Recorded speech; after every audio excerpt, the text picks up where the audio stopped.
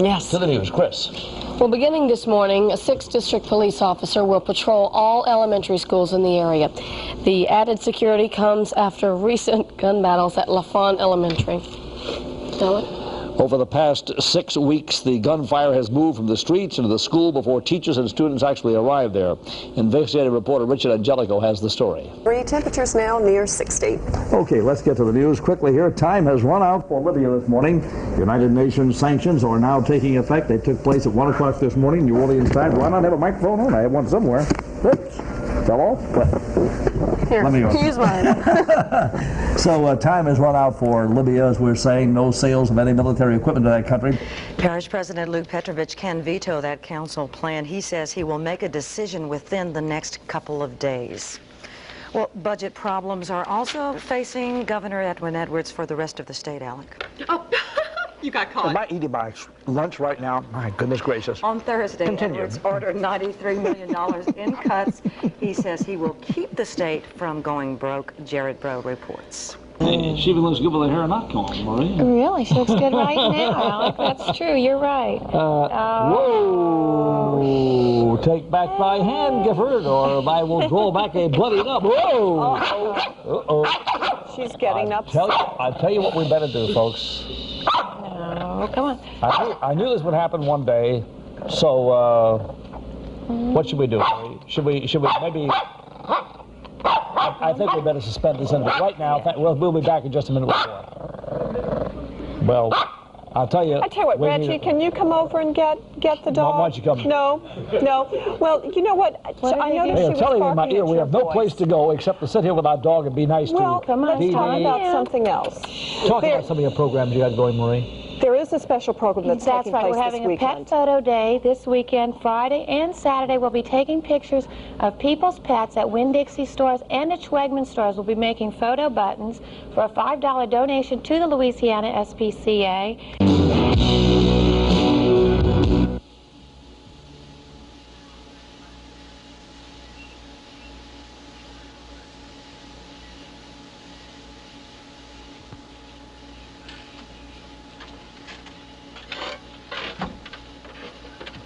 As is national security.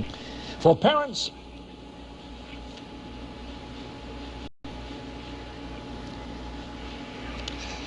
relying on the state to keep tabs on good and bad daycare facilities, there could be in for a rude awakening. That is the subject of today's health brief.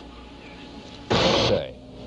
Now, local drug kingpin Vernon McKay was sentenced to 15 years and 8 months. Well, why don't you take this, Stephanie? Sure, well, local drug kingpin Vernon McKay, as Terry just said, was sentenced to 15 years and 8 months in federal prison today.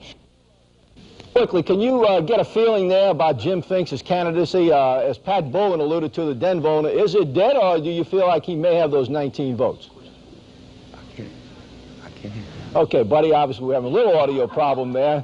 We can hear you, Buddy. I'm sorry. All right, Buddy will be back with us, folks, at 6 o'clock, as you just heard him say. Our own Jim Finks is being interviewed right now, probably. Bartholomew, thank you. We've got a big problem on our hands, and hope you're able to handle that for us.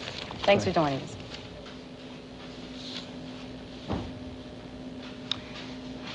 Next, we have our cover story. Let's go on to our cover story right now. What's happening here is on our cover story today that the Huey P. Long Bridge is taking a great deal of traffic away. The new G&O Bridge, that is, taking a great deal of traffic away from the Huey P. Long Bridge, and that is good news to a lot of West Bank merchants.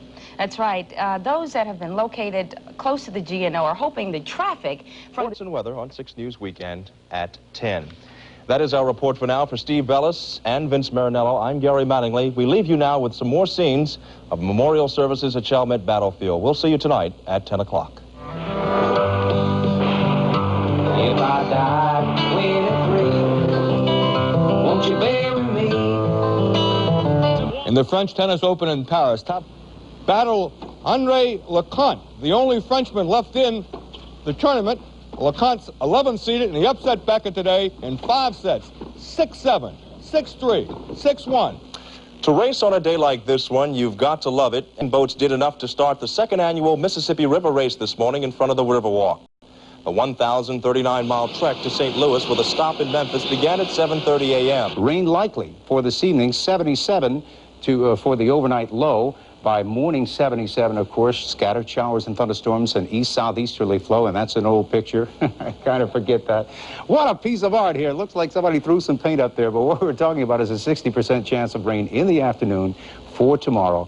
And, of course, some of that could be heavy, and that's the thing to watch out for. We're looking for a high at this point of 85. Get off that picture, please. It looks terrible. Oh, Steve, you got to get back to the seat. Doesn't that look awful? 85 degrees for the high for tomorrow and still a 60% chance of rain. Look at you and talk to you. I want to talk to you. I'm two-shot. Come closer to me with that two-shot. Come closer.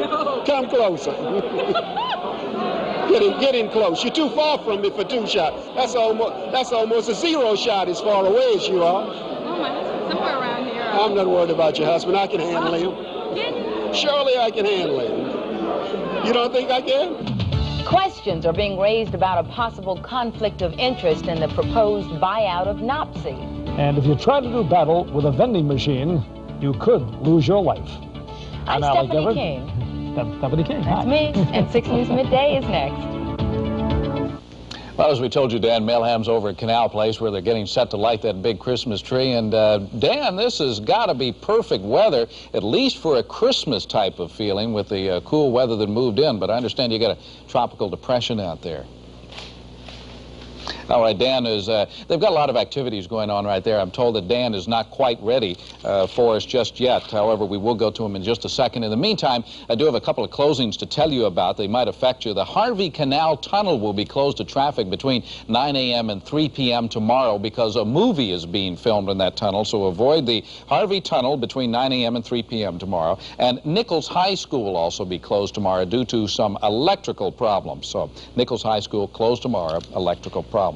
Now let's see if we can go back over to Dan at Canal Place. And Dan, is everything all set now? I hope they're not having any... Whoa, you came in real close. I hope they're not having any trouble with the Christmas lights. They're not having any trouble with the Christmas lights, but maybe the Christmas audio, huh?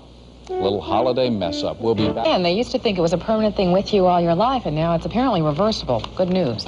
Medical experts do indeed say they are embarking on a new era in the treatment of a widespread, sometimes fatal form of hepatitis. What is all this enthusiasm about? Several fish have already turned up dead following today's oil spill in the pristine Atchafalaya Basin. And a top housing official from Washington gets a first-hand look at the drug epidemic in the city's housing project. I'm Terry Wood, and I'll get that word right yet. I'm Stephanie King. 6 News Midday is next. Or is that 6 Evening News? And an unofficial state of emergency in the region. A new medical study indicates that tens of thousands of women... I'm over 65, and Dave Brennan Insurance helped. We were saying that a medical study indicates that tens of thousands of women have been mislabeled as neurotic when in fact they are suffering from a kind of heart disease. The Who is over there waiting for the King's arrival. She joins us now live from Spanish Plaza. And Lynn, the excitement building over there? Yes, it is, Terry, and I'm in my mask, rather. Not many people are wearing their masks this year. It is a Lundi Gras tradition, and it's a tradition that was revived about 4 years ago. It was a tradition that started back in 1874. Well, there may be trouble in Alaska's Iditarod sled dog race. Searchers on snowmobiles are trying to find a dog team that a moose may have attacked. 2 bush pilots have reported seeing a moose stomping dogs along the race course. Attacks by hungry moose have plagued racers for the past several years. It's a big problem. The animals, which can weigh up to 1,800 pounds, have become aggressive because deep snow has made it hard to graze. I have to read this stuff. And here's another one. A New York man was charged with petty larceny yesterday, accused of stealing up to $200 worth of cow manure from his uncle. Can we go on to sports? Donald Magoon of Ellenburg, New York, was caught stealing a $10 load of manure from his uncle's farm. Glenn Magoon claimed his nephew stole 10 to 20 loads over time. Stop it, Bob. The elder Magoon says he can only guess what his nephew was using it for. We don't know either, and I wish we didn't have to read this stuff.